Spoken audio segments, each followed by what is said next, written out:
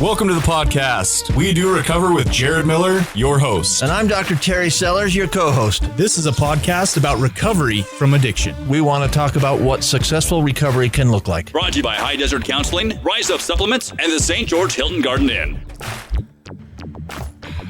We are starting off episode 113 by just throwing this out there. Today is going to be a controversial topic alert. We are going to talk about the magic mushroom bill known as SB 200 today. And I want to kick this thing off while Sellers is eating his Twizzlers next to me. Yeah, you can hear the chomping effect. I'm not even here yet. You can hear his chewing effects throughout the entirety of this podcast, I'm sure. We will be talking about Bill SB 200, which is a bill that's in the Senate to legalize psilocybin for psychedelic therapy uses. Now, Doc's got some opinions on this. He wrote an article about it in the Desert News. He's also been on a radio show. We're going to get into all this good stuff. I want to start us off with a disclaimer. The views and opinions expressed on this episode do not directly affect this podcast sponsors. There we go. It's out of the way. This is entirely on me and Doc Sellers. So because this is going to be a controversial topic on those ones, I figure I'll just start out with a disclaimer. Sellers, what do you think? That's fine. I don't think it's, I'm not super worried about it. Okay. Yeah, I'm for sure not representing anybody. Yeah, well, just yourself. Right. Yeah. That's what I'm saying. There's nobody behind this. There's just me. Beautiful. Yeah. All right, well, let's start it off. Episode one. And it's opinion. Yeah, It is opinion. Some of the stuff we're going to say today is not factual. It's opinion-based. I would say the majority of it because we'll get into. I'm excited to get into. We're going to talk about some facts, but episode 113 is brought to us by High Desert Counseling. High Desert Counseling is a progressive substance abuse treatment facility with a practical approach. They offer day treatment, morning and evening IOP, continuation of care, and Prime for Life programs. Check out their website at highdesert.help or call them directly at 435-673-2899. Their facilities are located in St. George and Cedar City, Utah. We appreciate them sponsoring this podcast.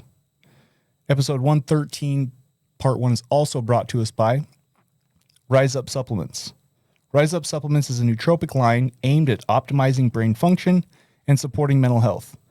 They have two powerful blends. Mindful Mood helps decrease anxiety and enhance mood, while Mind Shift helps increase focus and optimize brain function. Place your order today at riseupsups.com. That's RISEUPS.com. At checkout, punch in podcast 20 to save yourself 20% off your entire order today. We appreciate them sponsoring this podcast. All right. So Dr. Sellers, the magic mushroom bill. yeah. Talk to me about that. Well, buddy. let's start with new and goods.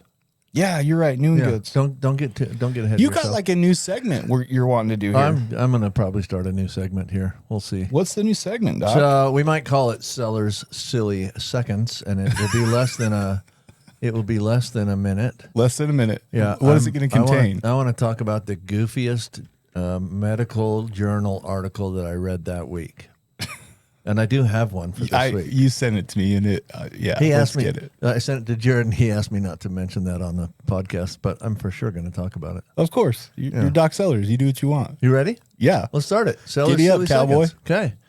Well, I read a journal article this week. A scientific study in rats and mice. And I'm not going to go through the details of how they did it. In future episodes, I may talk a little bit more about details, but this episode, I just want to mention basically the results. They took rats and mice, and they put them in cages. Half the rats and mice, they would have water in their water bottle. The other half, they had, well, not half exactly. So the water's a placebo. They randomized, I'm sure. Half drank water, half drank Pepsi or Coke. Okay.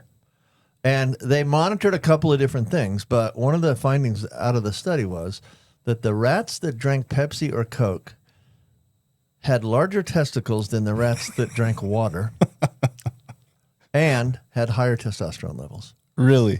The So Pepsi goofiest and Coke. journal article I read this week is that Coke and Pepsi might, and they did in the conclusions, they said this may have application in humans. So, mind you, the study was not done in humans, but they wanted to extrapolate that to humans, saying that if you drink Pepsi or Coke, you may. I did not read if it was sponsored by Pepsi or Coke, by the way. And There's always a pusher behind it. yeah, There's well, always for a pusher well, behind for sure. it. It very well could have been Pepsi or Coke. Somebody's I'll gotta have to pay pay more for this attention study. to that in the future. But I will tell you this: it said nothing about Dr. Pepper. So So you're we immune can from that? We can assume that my testicles are microscopic. Oh, man. Listen, it's all downhill from here, folks. Yep. Now that we got that out of the way, Yeah, now Sellers Silly Sellers Seconds Silly Seconds. is officially over. Yeah. Because the new and goods, you're just terrible at them, Doc. I am. That's why I wanted to do this. It's like I was just talking to Jared before the podcast started, and it's like we do the new and goods, and Jared always has something that's kind of cool and he's grateful for, and all this stuff. And then Sean comes up with something a little wacky and goofy, and then Oh, I have it right here on the screen. what do you got? I'm not sure if I should share it off air, and we could talk about it next week. But it's from the World Journal of Men's Health. Let's get it. Yeah. This is your new and good? Yeah. Well, no, but I was inspired by Terry's. Oh, boy. Here we go. Terry's testicle talk. I thought it was Sellers Silly Seconds. Now it's going to be called Terry's Testicle Talk. Oh, I apologize, listeners. It's all right. Do you want to know? Yeah, sure. yeah. Let's You, hear it. you might have heard. You might have heard about this since you're Let's smart see. doctor stuff. Let's see, 75. Let's see. Basically, they said that the average male length has increased. Oh, I saw that. I You did see this. that article. Yes, by what was it? How much was Like it? an inch or two over the last 90 years. Or No, some in the ridiculous last amount. like 20, 30 years. Yeah. Yeah. I And don't they're saying remember the it's- details at all, but It's not a good thing though. So it has to do with like lifestyle and whatnot. So that's like the things that cause a enhancement Male enhancement. are also the things that are bad for your health and can cause you to die. Wow. So there was like a Pepsi and Coke. I don't know if it was Pepsi and Coke, but We're going to have a lawsuit by Pepsi and What Coke do- at the end of this. No, Pepsi and Coke's getting great publicity out of this. There's thousands of guys after I said this article that just ran to the store to buy themselves a gallon of Pepsi. You know what, guys? I'm going to need some magic mushrooms after this. You know, this is just a little too, 24% over the last 30 years, says USA Today. 24% increase in length. And What are they, yes, What are they measuring? Length? yes, awesome. That may not be good news, says the title of the article. Wow. Okay. Is that top about? Depends on who you're talking to, I guess. So my new and good has nothing to do with the male reproductive system. It has absolutely nothing to do with the male reproductive Hey, system. Jared.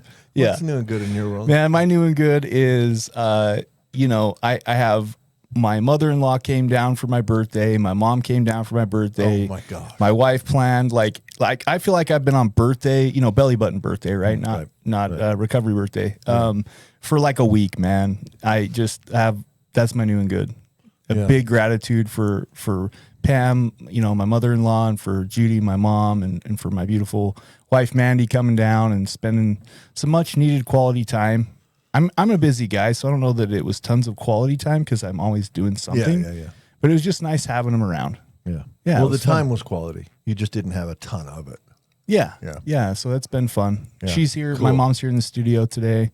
So it's just been nice to have loved ones around. And then also I got invited to go on this dirt bike. I posted it on Saw our that. Facebook Yeah. podcast page That looked fun. by David, by a couple dudes, and we just went out riding, and that was really fun last weekend. You know what I've come to realize? Yeah. I'm getting old, man. I turned 37, and like my body just doesn't respond in the same. I had to go to a massage therapist, I'm wearing a chiropractor. shoes that have turned 37. 37. I know. I'm all right. wearing shoes that are 37. And that's not the size, that's the age. It beat me up, man. Riding around on that dirt bike. It was a quad, to be fair, but it was rough. All right. Getting old. But had fun. Oh yeah, I had absolute. That's part of it, right? Is you don't realize in the moment because you're just having such a good time. Yeah. And these were people in the fellowship, and it was fun. Fellowshipping is like so important in recovery. Yeah. It's huge. So yeah, it was a good time.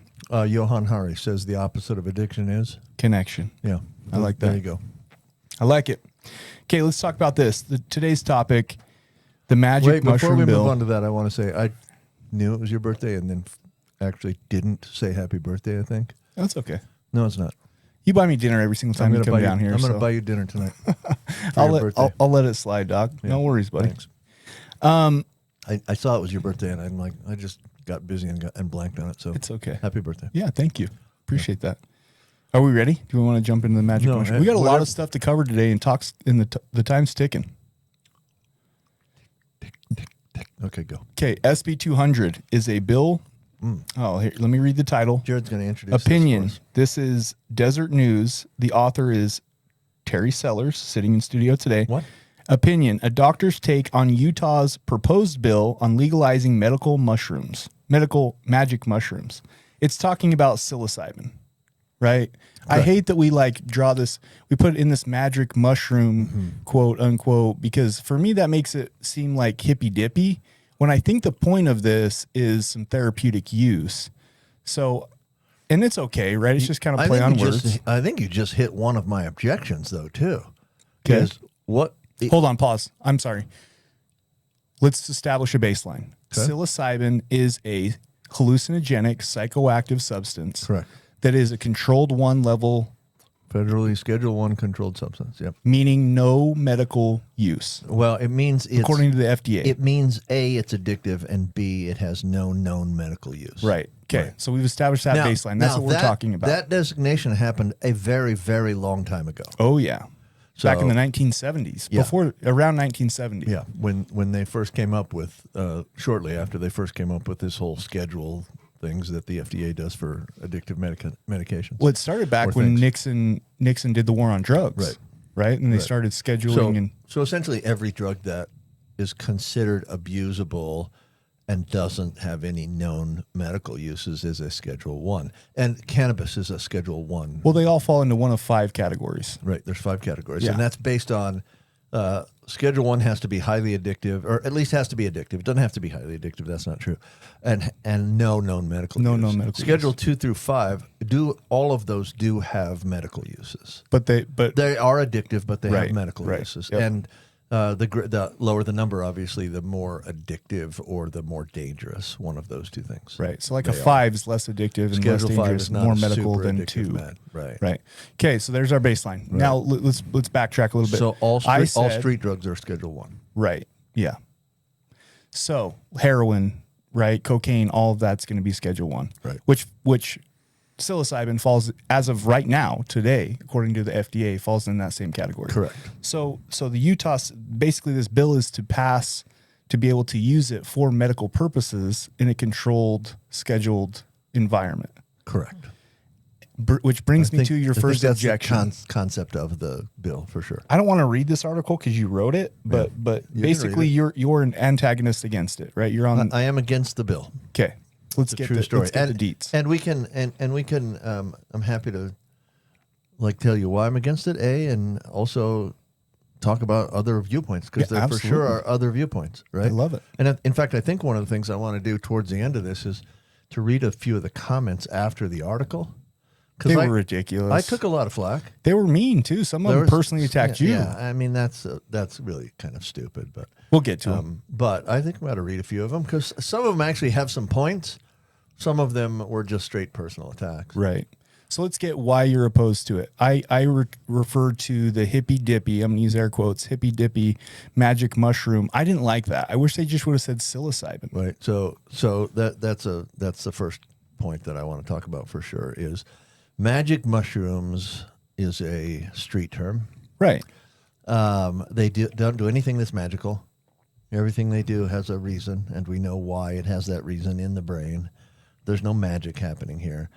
And that is a slight objection to just the name because people are going to look at that and say, oh, magic mushrooms. Man, I want some magic in my life. Yeah, you do. I do too. It invites a certain amount of curiosity that Yeah. maybe if they're not struggling with some of the PTSD and depression and OCD and some of the things that they say it could potentially help, Yep.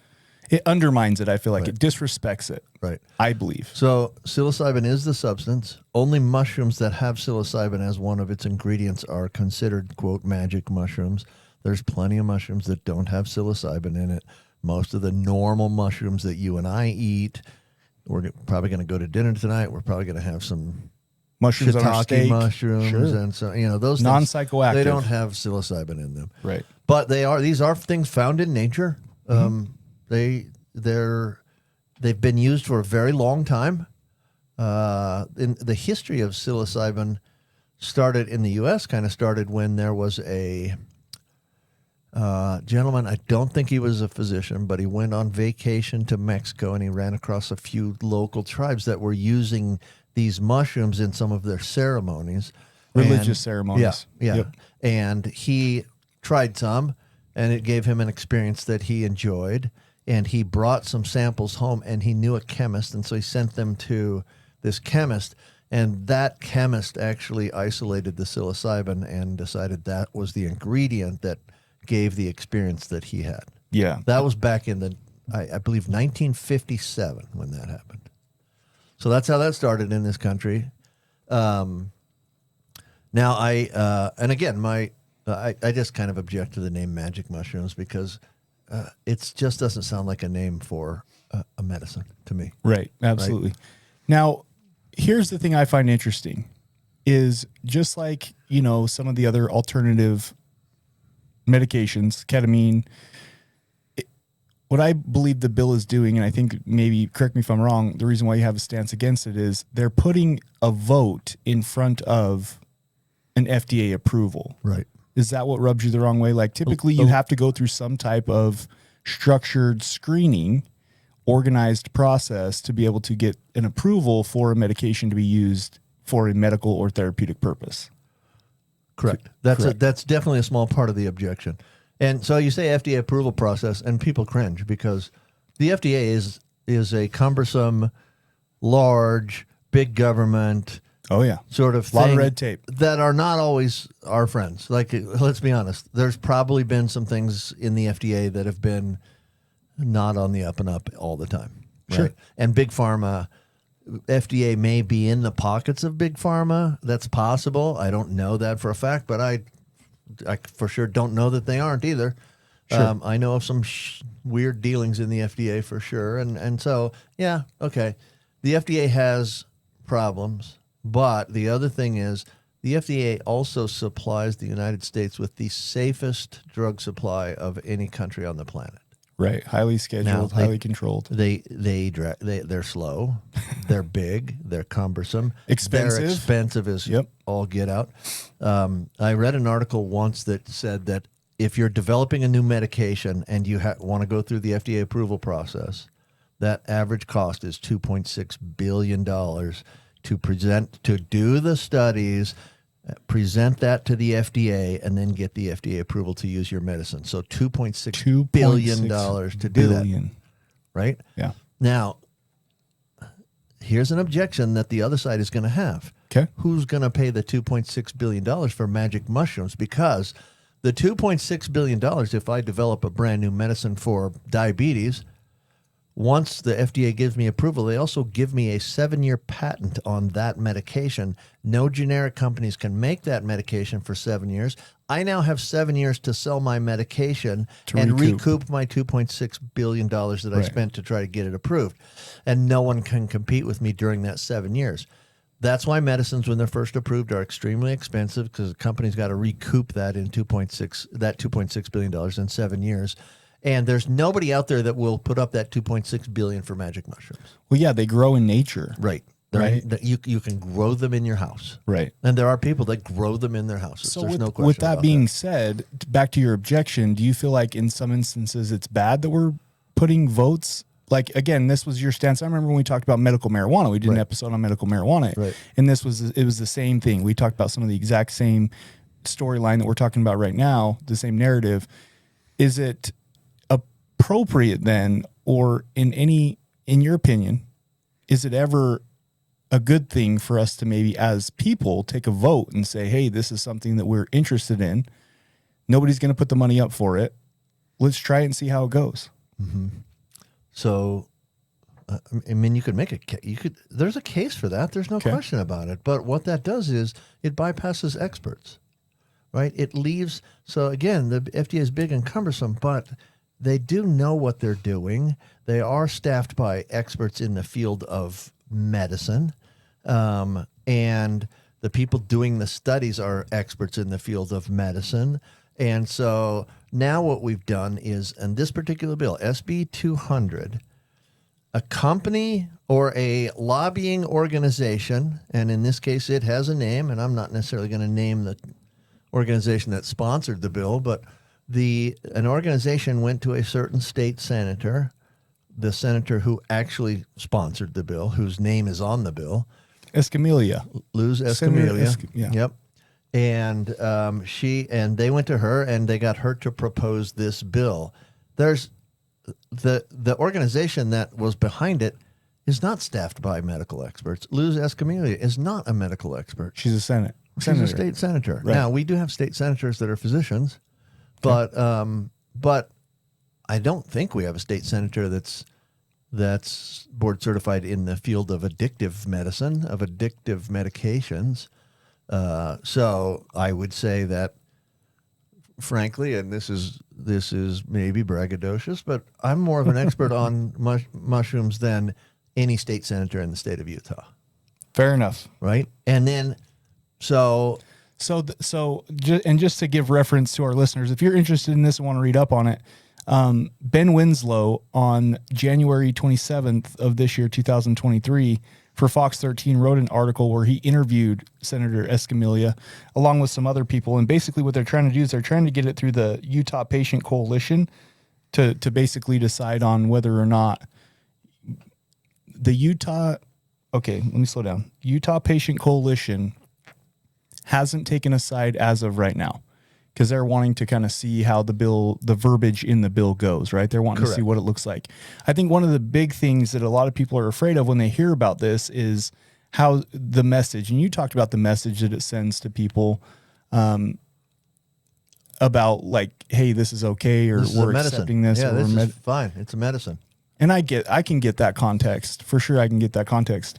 The thing that I guess if I'm playing devil's advocate and just for the listeners, I'm neutral on this. I am, as of right this second, not for or against. I am curious. That's a good place to be. Just curious, because I could see the other side of it as people are going to get it, right? Like if somebody's wanting to do a psilocybin, they're going to get it, whether it's through an appropriate source or not through an appropriate source. Agree? Oh, we agree on that. Right. But that is an argument that the opposite side is using, is people are already using this. Okay. No, there's very few people out there using this for PTSD and right, but depression. we're talking, the people currently using it are using it to get high. Right. Period. And that brings me to And when I say period, I don't mean period. Maybe there's some people out there using it for depression. Most people using it are for the recreational properties. Right, or for a spiritual ceremony type sure. stuff. I'll give you there that. are Sure. some shamans and some things out there that people go around. Yeah, for sure. Okay, so but let's talk about this. There's a difference between substance use and substance abuse, right? And for the listener of this podcast, in other words, one of the things I wrote down is, are substance use disorder clients a good candidate for this therapy? And I think that we could talk on that for 50 minutes in and of itself. Oh, for sure we can. But I think considering the patient, right? If it's just Joe that you're buying it from down the street, you're not going to get probably the quality of an experience. You don't know what you're getting. Right. It's not, in other words, like it's not legal. It's not monitored. It's not highly regulated. It's basically you're just getting it from a sketchy source and hoping that you have some experience that helps. Okay. Let's explore that. We only have about a minute and a half left in this segment. We can jump back in. But let's explore that for just a second. Okay. What the bill wants to do is to treat this exactly like medical marijuana was treated, okay? In fact, the same people that were behind the Medical Marijuana Act are pushing this one. For sure. The organization pushing this was strongly behind Medical legalizing marijuana. medical cannabis, right? Well, okay, so now they're using the word medical to make it sound much more legit, even though it's not been approved like any other medication in the history of medications, right? Mm-hmm. But what they're trying to do is to do this sort of same process that they did with medical marijuana, which is for sure an end run around the FDA, right? And so we're going to give it legitimacy by calling it a medication, but you're talking about you could buy it from the street dealer who knows nothing about mushrooms, or you could take it through this process. Where do you get your medical marijuana? Who gives it to you? Through a dispensary. What's that guy called? A bud handler. A bud tender. A bud tender, right.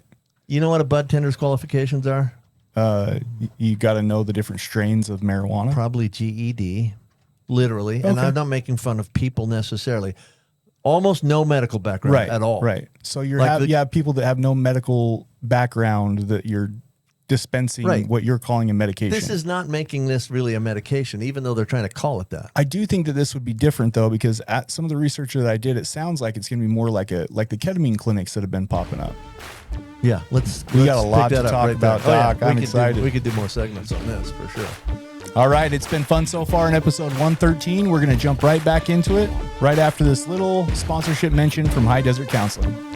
You are listening to We Do Recover with Jared Miller and co-hosted by Dr. Terry Sellers. We'll be right back after this short break with more of We Do Recover with Jared Miller. Brought to you by High Desert Counseling, Rise Up Supplements, and the Hilton Garden Inn. High Desert Counseling is an adult outpatient substance abuse treatment facility. We offer multiple services including day treatment, morning and evening intensive outpatient services, continuing care, and Prime for Life. What makes us different is our emphasis on gathering all of the information before enrollment. We do this by offering a thorough evaluation by a credentialed professional. Once we have committed to you and you have committed to us, don't worry, insurance will not dictate your treatment. Lastly, the pretzel effect. We are a brief intervention where we connect our clients to community, mental health, and medical professionals to help maintain recovery for life after treatment. At High Desert Counseling, we strive to be the bridge from active addiction to recovery, community, and connection.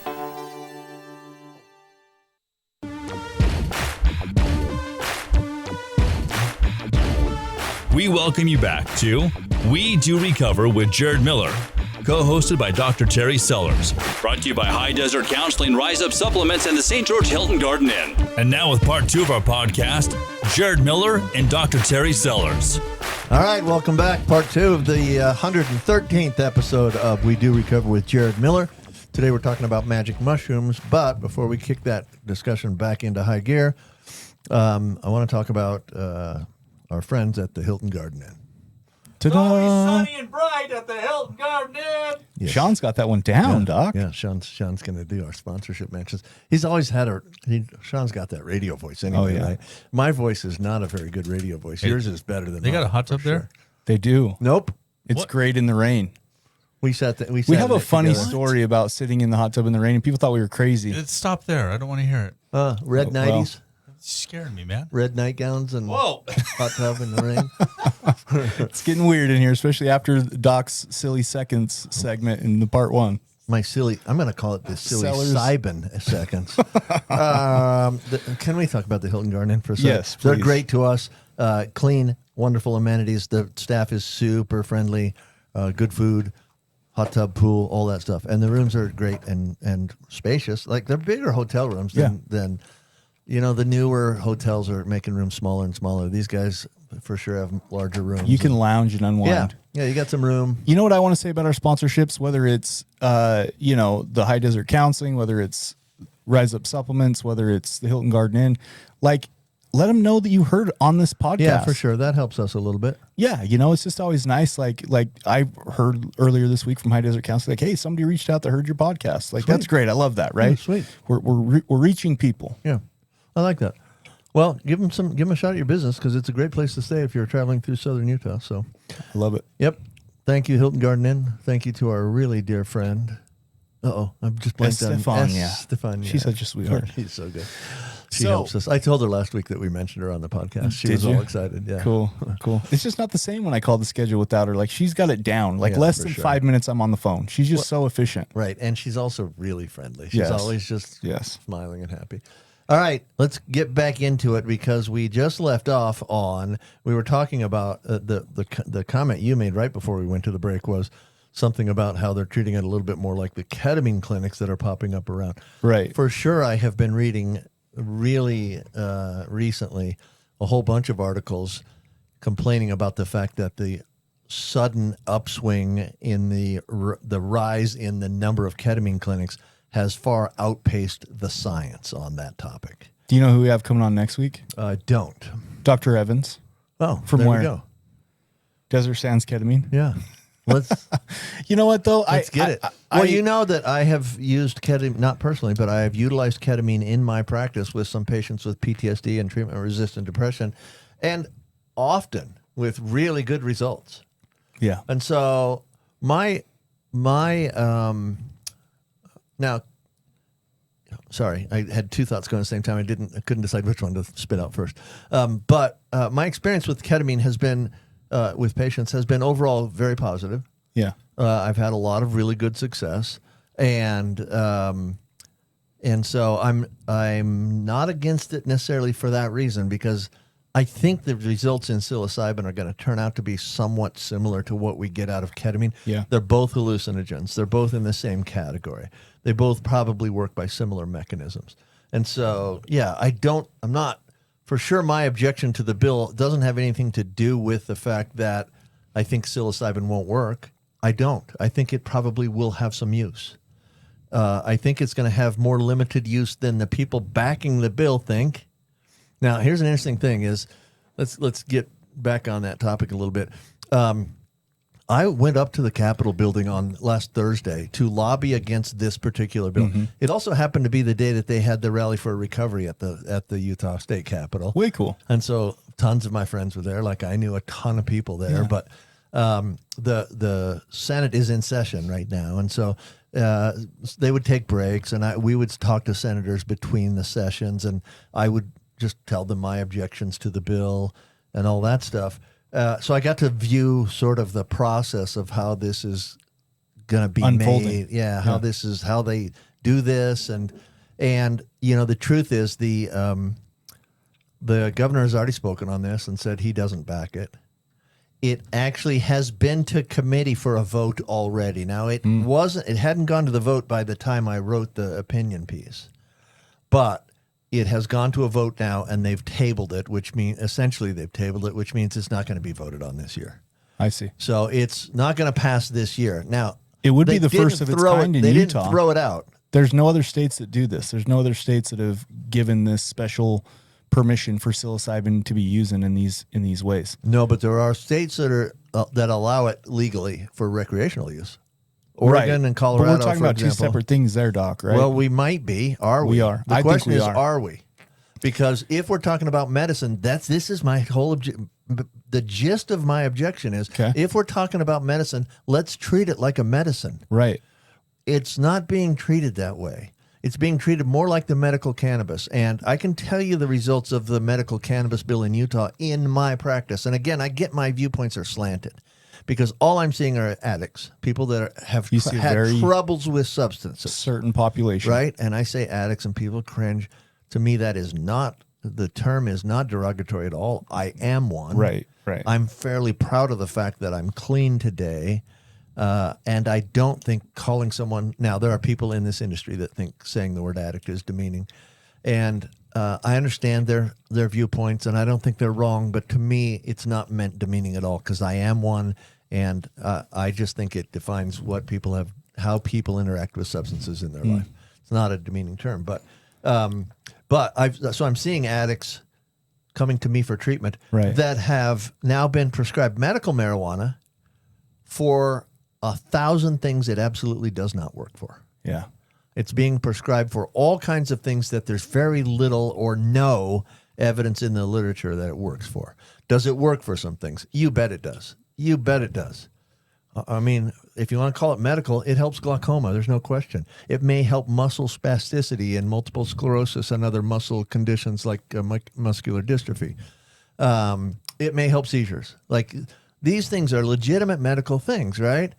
But that's not why people are using their green cards. They're using it to help them sleep or relax, or like, that's recreational use. Sure. It really is. It's not. So they've got a medical green card and they're using that medicine recreationally. I also this think is that my fear with what's going to happen with psilocybin. I think that there's something to be said when it comes to the population that you work with specifically. Here's my opinion on it. My point in being a substance abuse counselor is this. The sequential treatment process tells us that we have to address the thing that's going to kill them first. So oftentimes you have co-occurring disorders. Somebody comes to me and they have an opiate use disorder or an amphetamine type use disorder or an alcohol use disorder, right? Mild, moderate, or severe. And then oftentimes it's co-occurring with GAD, general anxiety disorder, or trauma. Almost major always, depression disorder, PTSD, trauma. Right. So you kind of in one way have to put the anxiety, depression, PTSD a little bit on the back burner, and you've got to teach them coping skills to stop self-medicating long enough to be able to address those. Now, here's one thing that I feel like in science, or I'm sorry, in the medical industry, they're really good at treating biomedical conditions. Sure. Heart conditions, organ conditions. Legitimate criticism is where you're headed here. When it comes to the mind, we don't have a lot of, and again, I've already said this, I'm doing this as kind of a banter to you because I know that you're on one side of the fence, and so I'm just trying to be devil's advocate here. I'm curious. I really am. I'm not for or against it, but let's pretend I'm for it. We do not have really good medicines for PTSD. We do not have really good medicines for some of those deep-rooted disorders. So I guess from my point of view, if I'm going to argue for it, it would be, it is in a controlled environment. It's done a legal way. I don't know if they can take it home. From what I understand from the reading, it has to be dosed in a clinic. Right. And it really, from the bill's not proposing home use at all. Right. And the thing that I found interesting is I did kind of a deep dive. And did you know back pre-1970s, there was a place out in Maryland, Spring Grove Psychiatric Research, that was using psilocybin, right? Specific doses of psilocybin to help people who were having like major depression. Another one where they've actually and then of course Nixon came along and did the war on drugs and banned it, so it went away. But then in 1997, Dr. Roland Griffiths, who's a psycho... I know Roland. Yeah. I'm kidding. I don't know. Oh, you don't? No, I don't. He's a psychopharmacologist at Johns Hopkins Hospital, started, again, using psilocybin with cancer patients that had like a real fear of death. Okay. And existential therapy tells us that's a big part of why people have anxiety and depression and...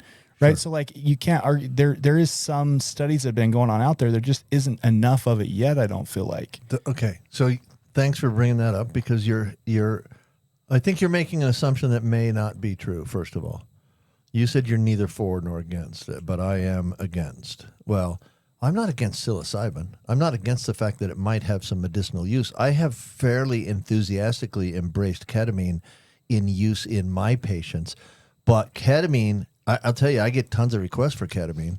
I'm pretty selective in who gets it. It's not the person who comes in off the street with a bunch of substance use disorders and no trauma. Right. And, Again, and we no have to depression. That guy doesn't get to come in and say, "Hey, doc, I need ketamine." Well, he gets to come in and say it, but he's not going to get ketamine from me. And I think that's where just real quick to correlate what I'm saying is, and what I said previously is we really have to address getting them off of the mind-altering substances before we try to introduce a mind-altering substance to help them with a disorder, right? Like there's got to be a certain amount of time in there where they've had a separation, a gap. And then if we do use psilocybin, a ketamine, some type of alternative medication for these disorders, Right. like it has to be in a highly controlled, not just go to a dispensary and pick it up. We agree. So we agree on that. Yeah. I do think though. I don't like a bud tender deciding what dose you get. I get that. Like that's Does that make sense? I hope I've explained that correctly. Right? Because most people with the substance use disorder, they're self-medicating. And I don't listen. No question. When John and Jane come in and sit down, I say, "Hey, why do you use substances?" And they say, "I just like getting high." Yeah. We'll fast forward a couple months and guess what? They're talking about the trauma. They're talking about the depression. They're talking about the racing thoughts that they don't know how to slow down. Yeah. Right? Well, I think you started to make it. You made a decent point before we kind of got off on a little bit of a side tangent. But you made a decent point, and then that decent point I think you made is we don't have traditional Western medicine doesn't have much for PTSD. We have years of therapy. Well, that's great, and I think it's helpful, but we're not talking about weeks of therapy for PTSD. We're talking about a very long process of therapy that can help PTSD. And that's something we should never ignore, but it's hard to get people enrolled in years of therapy. That's very difficult. Sure, right? because in today's world, we all just, and you here spoke we to this go, in your right? article, we all just want to build and make it better. And this is what Western medicine has devolved into. We are not great at treating the entire human. We're better at somebody comes in, oh, you got a problem, here's a prescription, get out of my door, that's $100. Right. That's a criticism, a legitimate criticism of modern Western medicine for sure. And even I'm guilty of that sometimes. I'm not always guilty of that, but I definitely am guilty of that sometimes. Like, we want to focus on the problem and we want a quick solution. And honestly, the quicker we find the solution, the more money I make per hour, right? Sure. And I'm not going to sit here and tell you I don't like making money. I do. Yeah. As does everyone. That's a criticism I get occasionally in the comments on the article. People were saying, oh, sounds like he's being paid by Big Pharma. Well, no, I'm not. I've never received a penny from Big Pharma. That's completely illegal. There's nobody behind this. Who wrote that? Listen, somebody's got to pay for these dinners. Right. Except, God, man, how inconsiderate. right. Exactly. Listen, it's almost illegal just for Big joking. Pharma. Big Pharma used to take us out to fancy dinners. Right. That's almost illegal anymore. They used to take people to Hawaii on trips. That's so illegal, it's You unbelievable. saw that in Dope Sick when they were pushing in the episode on Hulu Yeah. of Dope Sick. Yeah. Yep, pushing the opiates. Like that stuff has It's happened illegal in the now. past, but it's not legal anymore. Right. They used to bring me. It was illegal from the day I got into medicine. The best they could do is I got a textbook from a drug company once. Sweet. I bet you're stoked It was a on big that. textbook. It was $180 or something. So the point is, But your opinion isn't being skewed by a financial investment. I don't have any. I'm not getting any money out of Right. this. I'm not. There's nothing in this for me. My criticism, and again, my criticism isn't against psilocybin. My criticism is we're jumping ahead of the FDA, who has put this on fast track. It's currently on fast track with the FDA. They're going as fast as they can to try to get this, to look at this and see if it's effective and safe. So they're Now, motivated. we're They're not pretty just- sure it's effective. We're pretty sure it's safe. But the other thing that I learned out of my process of going up to the Capitol the other day and talking to these senators as they came out of session is the people pushing the bill are basically saying this is going to cure, and they use the Yeah. word cure, depression. Okay, I doubt it. Right. It might help mitigate the symptoms, not likely to cure it, but whatever. But they're also promising it cures 59 other things. Like it's the going to snake cure oil everything, thing, right? and It's not the a snake single oil. problem with the stuff itself. Right. Yeah. 0 side effects, and it's Right, going to and cure it's gonna everything cure on the everything. planet. That's the old snake oil approach back Right. in the day. And that's listen, the organization, and okay, I will mention them, but because it's public knowledge, Libertas or Libertas, some people call them. I don't know how to pronounce it. Okay. I'm sure it's a Hispanic word, but I'm not sure how to pronounce it. But Libertas or Libertas are the people behind this. And I talked to some senators who had talked to Libertas people who said it was a panacea. Definition of panacea basically is it cures everything, and it has absolutely no problems. Neither of those things are true. Those things are bold-faced lies. It does not cure everything, and it does have some problems. Yeah. That's fair. Like that there's never going to be something, right, that's just completely cures everything. Right. and When you has hear 0 that from side anybody effects. about anything, Yeah, it's that's an automatic dismissal for Yeah. sure. Does it make you curious though? Because I think here's the other context that I really don't like is the whole magic mushroom thing, back to the whole hippy dippy, right? Like a lot of people, I think, automatically dismiss this right off the bat because they think of the recreational people out of their minds, people. And I guess my thing is are you curious at all as to if it would genuinely help like some people if done in an appropriate way? In other words, I hate when we put labels on things and we just kind of dismiss them and kick them to the side without actually giving them a chance. Yeah. Because here's one of the toughest things I've learned, Doc.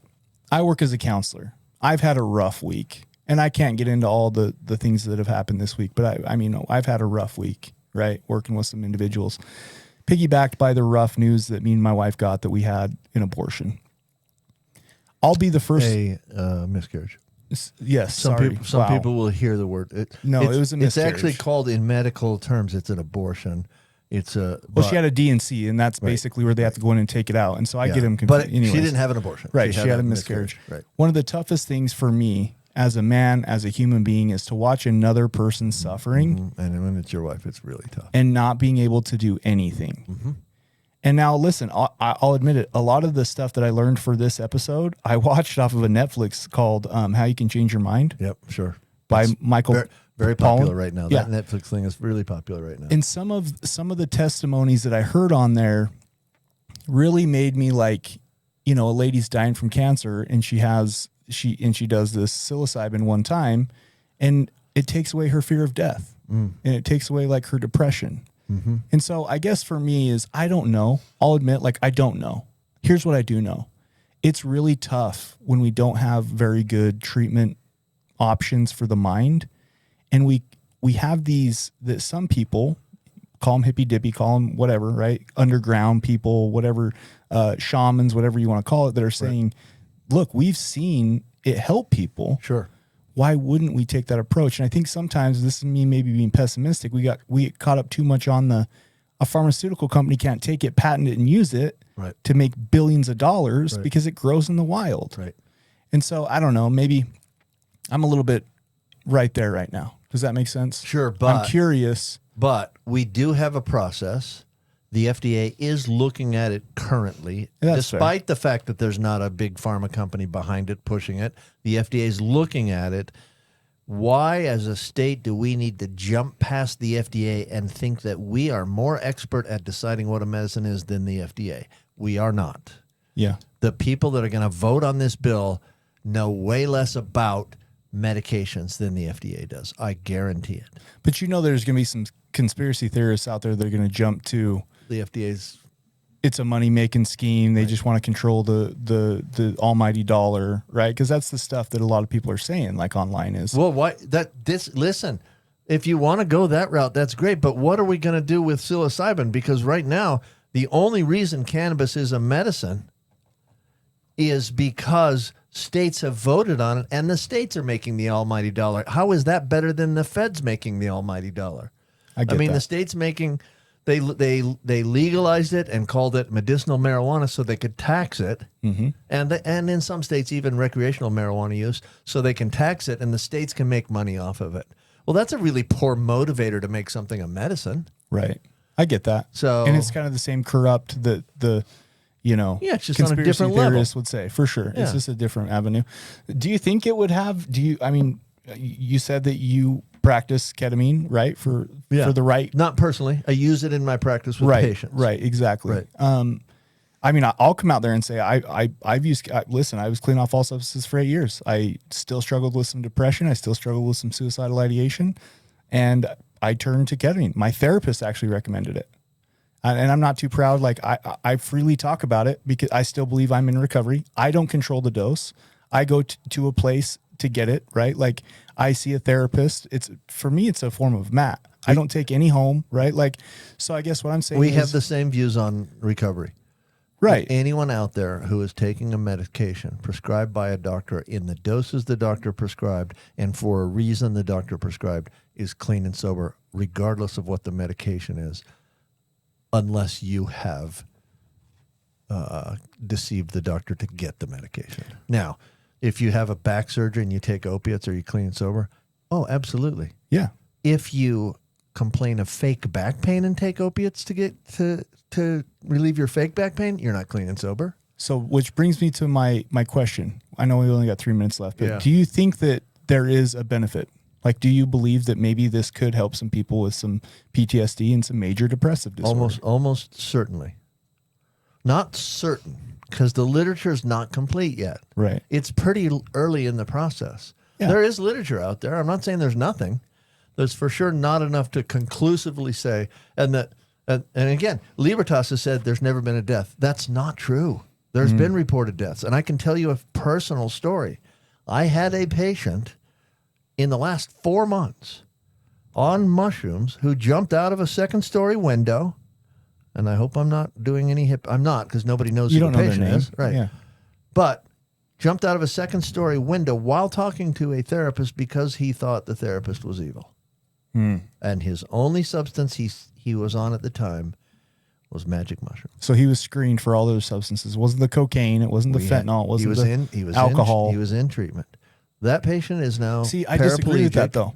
Okay, I disagree with you. I don't think that ketamine or psilocybin should be given to patients while they're in treatment. Again, there has to be a certain amount of time Well, that's gone by. we disagree with that. Do we? Yeah. Okay. Because I use ketamine in treatment a lot. Because one of the, and I've said this on this podcast, and I'll say it multiple times. I gave up a long time ago thinking we're treating addiction. We're treating Right, trauma. trauma. Yeah. And if ketamine is a legitimate medication to use for trauma, then if we're trying to treat trauma, why would we wait until they're done with the treatment before we started the ketamine? Well, And it's the so same thing with psilocybin's going EMDR. to fall under that But hold same on, though, category. It's the same thing with EMDR. If you do EMDR on a client that doesn't have like enough cognitive functioning going on, it can be more harmful than it can be beneficial, right? So like, I get that. I also think that there has to be a period of abstinence where the brain starts, those neural pathways are recouping and reworking properly before we introduce a different mind-altering substance to help something else. That's my opinion. Okay, but the thought on this is it helps the brain rewire and recoup those processes. Okay. That's fair. That's the thought of how it works, right? So it's a legitimate thought, but it's also a legitimate use, I think, in treatment sometimes. So do I think psilocybin has legitimate uses? I think it will. Do I think we're there yet? I don't. Does it cure everything? Absolutely not. Does it have side effects? Absolutely. Yeah. Absolutely. I have several other stories that I could give you. We don't have time, but we're about out of time. But it absolutely has side effects, and so don't believe the people that say it cures everything and it has no problems. What do you got, Sean? 30 are seconds. Cocaine Bear was the funniest movie I've ever seen. You guys need to go see that. Oh, man. And on that note, On that note, We got 20 seconds left. I got a little thing on my phone for Cocaine Bear. A good, little good. review Oh, came up man. during this podcast. totally, for it's Cocaine total Bear. B movie. Totally, you expect what you get. All I right. love this. I love this podcast because we're inappropriate, we're educational, we're inspirational. We try to do all things. Please share And this we're out of time.